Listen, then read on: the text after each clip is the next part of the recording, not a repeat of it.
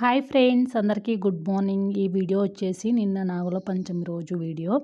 పొద్దున్నే ఇల్లు అయితే క్లీనింగ్ అయితే చేసేసి బెడ్షీట్స్ ఇట్లా పిండేసాను అనమాట. ఈ బట్టలు పిండినప్పుడల్లా నాకు ఒక బాధ ఫ్రెండ్స్. బయట వేయడానికైతే ఇట్లా దండాల్లాగా మాకేమీ లేవన్నమాట. వెళ్తే పైకి పోయి వేసుకోవాలి. పైకి నేను వెళ్ళలేను కాబట్టి కింద వేస్తే అసలు గాడుపు అయితే విపరీతమైన గాడుపు వస్తుంది.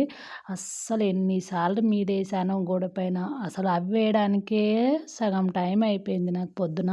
అవి నేను పైనకి ఏదన్నా పెట్టినా ఉండట్లేదు, అంత గాడుపు వచ్చి కింద పడుతున్నాయి. అసలు పిండాలంటే చిరాకు వస్తుంది బట్టలు. పిండితే ఒక హాఫ్ అన్ అవర్ 1 అవర్లో తొందరగా మిషన్లో అయినా వేసుకోవచ్చు, చేతులతోటైనా తొందరగా పిండుకోవచ్చు. కానీ వాటిని ఆరబెట్టడానికైతే చుక్కలు కనబడుతున్నాయి బట్టలు. ఎలాగా అలాగా ఆరేసి ఇంకా ఇంట్లో పెట్టుకున్నాను. ఇక అవి ఇంట్లో పనంతా అయిపోయాక స్నానం చేసేసుకొని ఫస్ట్ అయితే పూజ సామాన్ అయితే క్లీనింగ్ అయితే చేసుకున్నాను. పూజ పటాలు అయితే మొన్ననే క్లీన్ చేసిన కాబట్టి నిన్నైతే క్లీన్ చేయలేదనమాట. చాలా లేట్ అయిపోయింది. టైం ఉంటే చేసేదాన్ని, కాకపోతే నిన్నైతే ఏం క్లీన్ చేయలేదు. మొన్న 1 వీక్ బ్యాకే చేశాను పటాల క్లీనింగ్. అందుకనేసి అయితే నిన్నైతే చేయలేదు. ఇక పూజ సామాన్ క్లీన్ చేసుకున్న తర్వాత కొంచెం రవ్వ కేసరి అయితే చేశాను. రవ్వ కేసరి ఇట్లా మామూలుగా తొందరగా చేసేసాను. అందులో ఏం డ్రై ఫ్రూట్స్ ఇట్లా ఏం వేయలేదనమాట. మామూలుగా చక్కెర, పాల మీగడ వేసి మనం ఏది స్వీట్లు చేసుకున్నాం అనుకో టేస్ట్ మాత్రం భలే ఉంటుంది ఫ్రెండ్స్. నేనైతే అలాగే చేశాను. వాటర్ వేడెక్కిన తర్వాత అందులో రవ్వ వేసేసి షుగర్ వేసేసి పాల మీగడ కొంచెం వేసేసి అయితే చేశాను. అట్లా చేస్తే టేస్ట్ బాగుంటుంది. కొంచెం నెయ్యిలో వేయించుకొని ఇట్లా చేస్తారు, కానీ నాకు అంత టైం లేకుండే, అప్పటికే చాలా లేట్ అయింది అనేసి అయితే తొందరగా చేసేసుకున్నాను. అలాగే అక్కడ సైడు రవ్వ కేసరి పెట్టేసి ఇక్కడ సైడు మనం పుట్ట పైన కంపల్సరీ ఏమంటారు, నాగుల పంచమి రోజు పుట్ట పైన కంపల్సరీ అయితే మనం ఈ పేలాలు అయితే వేస్తాం కదా. ఈ పేలాలు అయితే మళ్ళీ నెక్స్ట్ మన వినాయక చవితి రోజు అయితే తినాలి ఫ్రెండ్స్. ఎందుకు అనంటే వినాయక చవితి రోజు చంద్రుడిని చూస్తే ఆ రోజు కంపల్సరీ అయితే పుట్ట మీద పేలాలు తినాలి అంటారు కదా ఫ్రెండ్స్. ఎందుకనంటే వినాయక చవితి రోజు చంద్రుడిని చూస్తే అపనిందల పాలు అవుతారని స్టోరీ ఉంటుంది కదా. అందువల్లనైతే మనం చంద్రుడిని చూస్తే ఆ పేలాలు అయితే తినాలి అంటారు. నేనైతే కొన్ని అయితే కంపల్సరీ చూసినా చూడకున్నా ఆ రోజైతే కొన్ని తింటాము. పక్కనైతే పెడతాను. వినాయక చవితి వరకు అయితే కొన్ని నిన్న తినేస్తాము, కొన్ని వినాయక చవితి రోజు వరకు అయితే ఉంచేస్తాను అనమాట.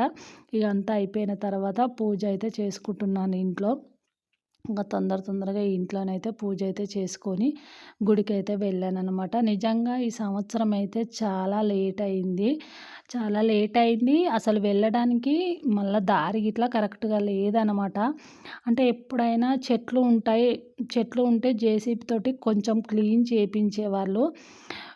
ఊర్లో పెద్ద మనుషులు ఉంటారు కదా, వాళ్ళు క్లీన్ చేయించేవాళ్ళు. ఈ సంవత్సరం ఏంటో తెలియదు కానీ అసలు ఏం క్లీనింగ్ చేయలేదన్నమాట. అక్కడనే గుడి దగ్గర బోరు ఉంటుంది. ఆ బోర్ వాటర్ వేస్ట్ నీళ్ళు ఉంటాయి కదా, అవే అక్కడ ఆ దారిలోనే వెళ్ళడము, మళ్ళీ అక్కడనే ఫుల్ చెట్లు. మామూలు వాళ్ళు ఎలాగో అలాగా వెళ్ళారు, కానీ నాకైతే అస్సలు వెళ్ళడానికైతే రాలేదనమాట. చాలా బాధ అనిపించింది. అసలు ఎట్లా నాకైతే కాలు తీసి కాలేయనీకి వస్తలేదు. మనకు ఇంత ఎత్తు గడ్డి ఉంది, పెద్ద పెద్ద చెట్లు ఉన్నాయి. ఆ చెట్లలోకి వెళ్ళి నాకు మంచిగా ఉన్న ప్లేస్లోకి వెళ్ళి వెళ్ళడానికే కష్టము. ఇక అలాంటి ప్లేస్లోకి వెళ్ళి వెళ్ళాలంటే చుక్కలు కనిపించాయి. ఎప్పుడైనా మంచిగా ఉంటుంది కదా అనుకున్నాను. లేదు అంటే మా వారిని ఉండేమనేదాన్ని. ఎందుకనంటే అట్లాంటి చోట్లకు వెళ్ళడం అనేది చాలా కష్టం కదా నాకు. ఎందుకో ఈసారి ఇలా చేశారు పెద్ద మనుషులు, నాకైతే అర్థం కాలేదు. ఏం చేద్దాం, మన పరిస్థితి బాగాలేక వేరే వాళ్ళు అనలేము కదా. ఇక పూజ చేసిన తర్వాత పుట్ట దగ్గరికి కావాల్సినవి ఇట్లా ఇక తీసుకున్నాను. ఇక రెడీ అయ్యి పుట్ట దగ్గరికి ఇట్లా వెళ్ళానమాట. పుట్ట దగ్గర ఇట్లా ఇక నాకు తెలిసిన విధంగా నేను ఎప్పుడు ఎలా చేస్తానో అట్లా పూజ అయితే చేసుకున్నాను. కాకపోతే పుట్టకు పాలు పోయడం మంచిదంట ఫ్రెండ్స్. ఎందుకు అనంటే నాకు తెలియని వయసులోనే నేను స్టార్ట్ చేశాను. అంటే మామూలుగా పుట్టకు పాలు పోయాలి అనే వేళనైతే స్టార్ట్ చేశాను.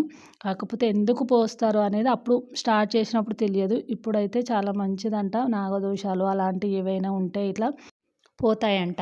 ఇంకా నాకు తెలిసిన విధంగా అయితే పూజ అయితే చేసుకున్నాను. కాకపోతే కొంచెం అయితే బాధ అనిపించింది. అసలు అక్కడికి వెళ్ళడానికైతే రాలేదు కదా, ఏం చేస్తాం కదా ఫ్రెండ్స్. ఇక్కడ పూజ చేసుకొని ఇక రామాలయం టెంపుల్కి ఇట్లా వెళ్ళాను. రామాలయం టెంపుల్లో జంట నాగదేవతలు ఉంటారు కదా, అక్కడ ఇట్లా పూజ చేసుకొని ఆంజనేయ స్వామి టెంపుల్ దగ్గర ఇట్లా పూజ అయితే చేయించుకున్నాను. నేను ఇక్కడికి వెళ్ళటానికే చుక్కలు కనిపించాయి అన్నమాట. ఎలా వచ్చానో అంత భయంగా వెళ్ళాను. ఎప్పుడూ అలా కాలేదు. ఎలాగో అలాగో పూజ చేసుకొని అయితే మళ్ళీ అయితే వెళ్ళాను. వెళ్ళే దారిలోనే టెంపుల్ ఉంటుంది కదా, టెంపుల్ దగ్గర ఇట్లా పూజ చేసుకున్నాను. కాకపోతే చాలాసేపు ఉండి రామాలయం టెంపుల్ అవన్నీ తిరిగేసి రావాలి అనుకున్నాను. కాకపోతే ఇక్కడ నాకు వెళ్ళి రావడానికి చాలా ఇబ్బంది అయింది కదా, భయమైంది. కాలు గిట్లా కొంచెం పెయిన్ అయితే వచ్చిందనమాట. చాలా అంటే చాలా బాధ అనిపించింది.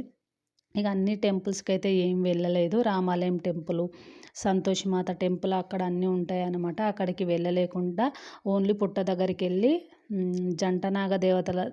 జంటనాగ దేవతల దగ్గర పూజ చేసుకొని రామాలయం గుడి కాడ పూజ చేసుకొని ఇంటికైతే వచ్చేసానమాట. ఇది మా ఊరి రామాలయం ఫ్రెండ్స్, చూస్తున్నారు కదా, చాలా బాగుంటుంది. రామాలయం మండపం గిట్లా చాలా పెద్దగా ఉంటుంది అనమాట. శ్రీరామనవమి రోజు కళ్యాణం చేస్తారు కదా, ఆ రోజైతే ఫుల్గా ఉంటారనమాట.